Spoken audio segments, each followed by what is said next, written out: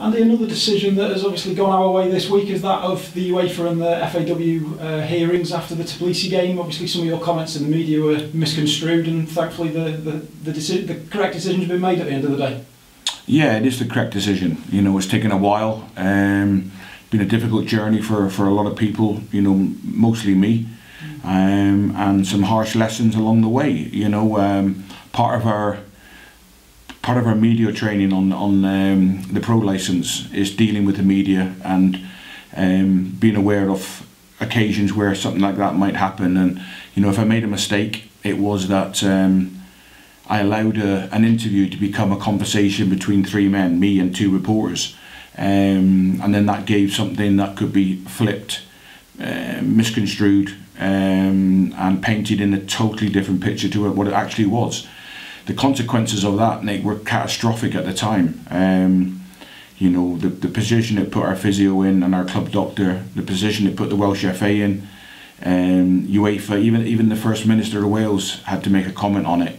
You know, and I think we, in whatever role we have, you know, we have a responsibility of care. And, you know, I think the reporters that put it out and the way they painted it, you know, does it matter now? No, it doesn't. You know, I've been proven I've done nothing wrong. I did nothing wrong, and they just move on. But you know, it was a really difficult period for me personally.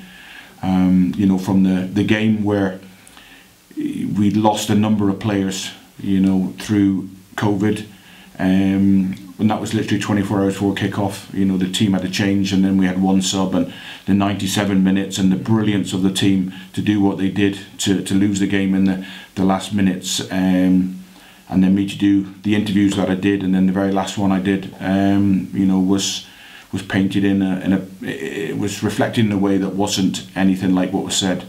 It got a great headline, got a great story, but caused a lot of people a lot of pain. And like I said, mostly it was a massive burden on me. Thankfully, I had a game on the Sunday, you know, so I had to pick myself up and front the players up and front everyone here up and put a brave face on and try and come up with a game plan where we only had one sub against Pennybont and try and find a way to win. You know, and we did. And, you know, if I got to apologise to anyone, which I did at the time, was obviously Gemma and the club doctor, who had done everything perfect.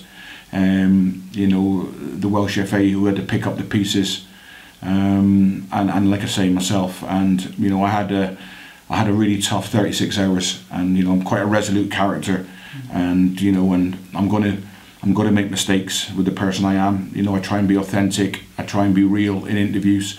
I'll have to be maybe a bit more guarded and a bit more careful in how I put things across.